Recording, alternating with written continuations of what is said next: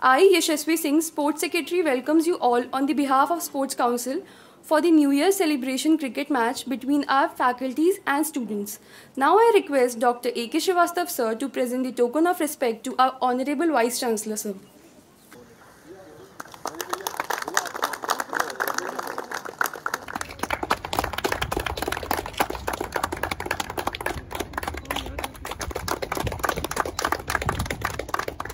It's time to move forward.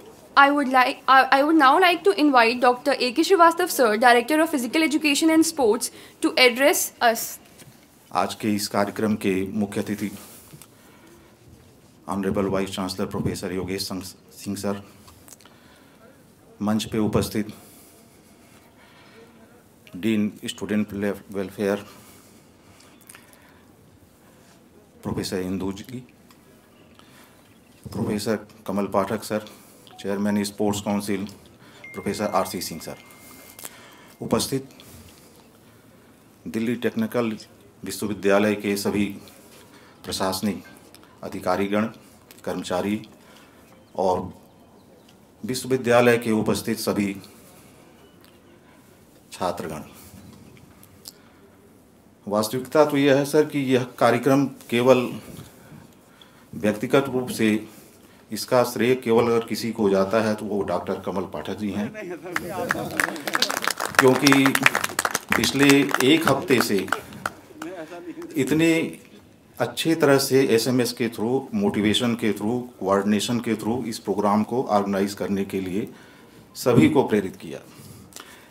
इसके लिए sports council sir आपका आभारी है। सर का ये विचार था कि 2020 जो है, जिस पेंडेमिक के साथ आया, अब उसका अंतिम चरण यहीं समाप्त हो और नए साल में नई ऊर्जा के साथ हर व्यक्ति अपनी व्यक्तिगत जीवन धारा से जुड़े। 2021 की तैयारी के लिए आज 31 दिसंबर 2020 को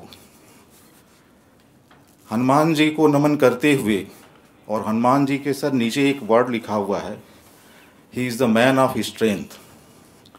सो मैन ऑफ स्ट्रेंथ अगर है तभी आप किसी भी परिस्थितियों में सामना करने के लिए तैयार रहेंगे, और उसको देखते हुए ही हम लोगों ने इस छोटे से खेल को, जिससे कि शारीरिक व्यायाम, शारीरिक शक्ति बढ़े, इसका आयोजन किया गया है।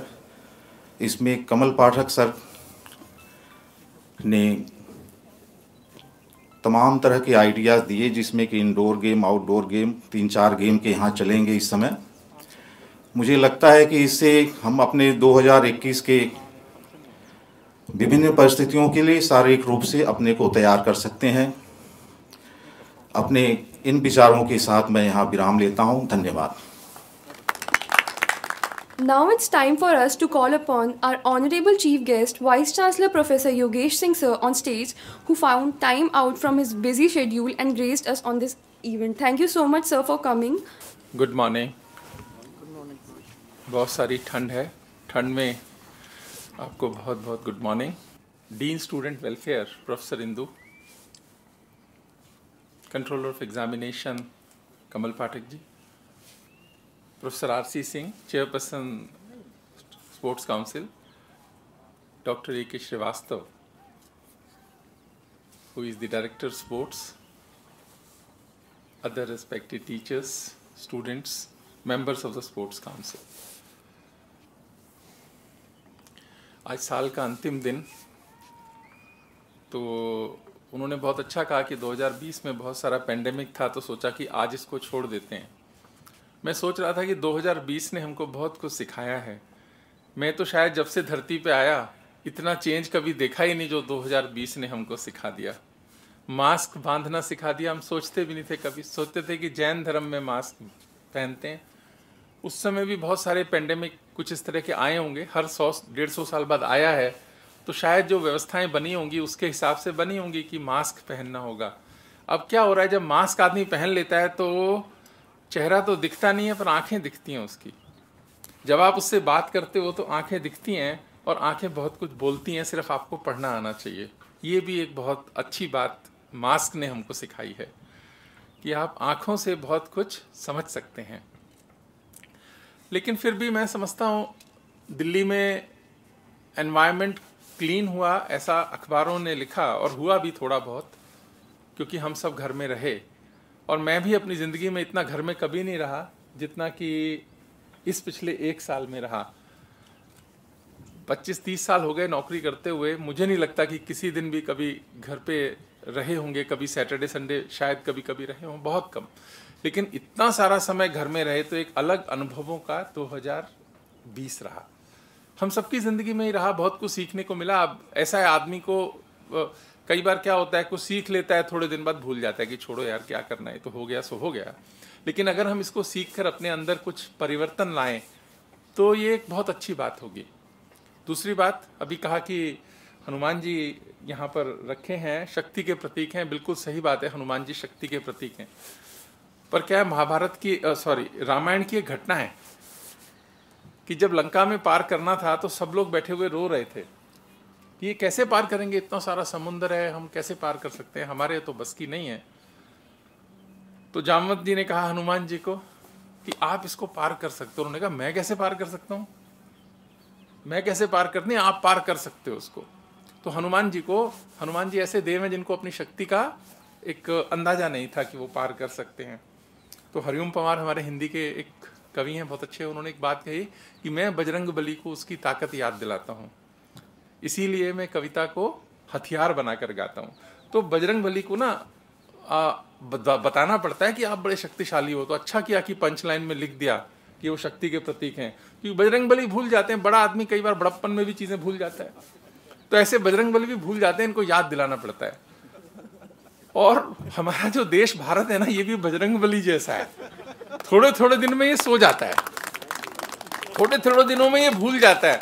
इसको भी याद दिलाना पड़ता है कि नहीं नहीं, आप में अंदर बहुत जान है, आप बहुत शक्ति, आप बहुत अच्छा कर सकते हो, आप संसार में लोगों की भलाई के लिए ताकतवर भी बन सकते हो, ऐसा उसको याद दिलाना पड़ता है। तो भारत का प्रतीक भी बजरंग बली है। तो हमें भी अपने कहीं लिख लेना चाहिए, जैसे सत्यमेव जयते हमारा है ना, ऐसे ही हमें भी लिख लेना चाहिए, ताकि हमें भी याद रहे कि नहीं नहीं, शक्तिशाली हम भी हैं। हम सारे पढ़े लिखे समझदार लोग हैं। पढ़े लिखे लोगों में एक बहुत बड़ी दिक्कत होती है कि वो हर चीज का तर्क ढूंढ लेता है इमीडिएटली। आप किसी प्रोफेसर से बात करो किसी सब्जेक्ट पे, अगर उसने उसका फेवर करना है वो 10 पॉइंट बता देगा, सेम आदमी 10 पॉइंट उसके विरोध में भी बता देगा। पढ़े लिखे हैं, समझदार हैं, लॉजिकल हैं, क्रिटिकल हैं। तो इसका ये एक बड़ा नुकसान है। इसी कारण से आप देखिए कि कोई भी व्यवस्था में परिवर्तन लाया है, उसकी लीडरशिप जरूर दी होगी कुछ टीचर्स ने, कभी वो फॉलोअर्स बन के काम नहीं किया, उन्होंने कभी फॉलोअर्स बन के ठीक से काम नहीं किया। ये इसलिए ही हो जाता है कि जब बहुत क्रिटिकल होता है कई बार, तो बहुत तर्क करने वाला व्यक्ति श्रद्धा से शून्य हो जाता है। और जब श्रद्धा से आदमी शून्य हो जाता है तो उसकी परफॉर्मेंस गिर जाती है। विश्वास का भाव, श्रद्धा का भाव, ये एक बहुत आवश्यक भाव है। और 2020 ने हमको ये सिखाया भी है कि यदि हम एक अच्छे पॉजिटिव भाव के साथ रहेंगे तो किसी भी परिस्थिति से जूझ सकते हैं। अब कमल पाठक जी ने कहा कि क्रिकेट का आयोजन करेंगे तो शायद मन अच्छा होगा और एक लगेगा कि हम इससे बाहर आ रहे हैं। बहुत अच्छा प्रयास इन्होंने किया और इतनी व्यवस्थाएं करी हैं, और सबको क्रिकेट खेलना है, बहुत बोलने का कारण भी नहीं है। तो मैं समझता हूँ सबके मन में उल्लास भरे, और 20 ने जो सिखाया है उसमें से कम हम लोग अपने आप अकेले बैठ के 5 ऐसे पॉइंट्स रखें कि जो हम अपनी जिंदगी में लाएंगे, और कम से कम उनमें से 2 या 3 तो ऐसे लाएंगे जो परमानेंट अपनी जिंदगी में लाएं, तो ही सार्थकता होगी। क्योंकि ये मानिए ईश्वर ने हमको ये सिखाया है कि लुक, कि आप अपने आप को बहुत समझते थे, ऐसा नहीं है। ईश्वरीय शक्तियां, ईश्वर का विश्वास, नेचर, प्रकृति, उसकी एक व्यवस्था है, उसके साथ बहुत खिलवाड़ करने की आवश्यकता नहीं है। और अगर मतलब सभी लोग ग्लोबल वार्मिंग की बात भी करेंगे, सब करेंगे, लेकिन उस व्यवस्था पे करना, हमारा योगदान कम से कम हो उस चीज को खराब करने के लिए, ये हमको सोचना चाहिए। तो कम से कम 5 पॉइंट्स ऐसे रखें जो कि 1 आध साल जरूर चलाएं हिम्मत से, और 2 पॉइंट कम से कम ऐसे रखें जो अपनी पूरी जिंदगी में चलाएं। तो ही जो भगवान ने हमको ये सिखाने की कोशिश की है उसकी सार्थकता होगी। और स्पोर्ट्स बहुत ग्राउंड अच्छा लग रहा है, मौसम भी बहुत अच्छा है, क्रिकेट के लिए भी बहुत अच्छा है। आप सबको बधाई, ढेर सारी शुभकामनाएं।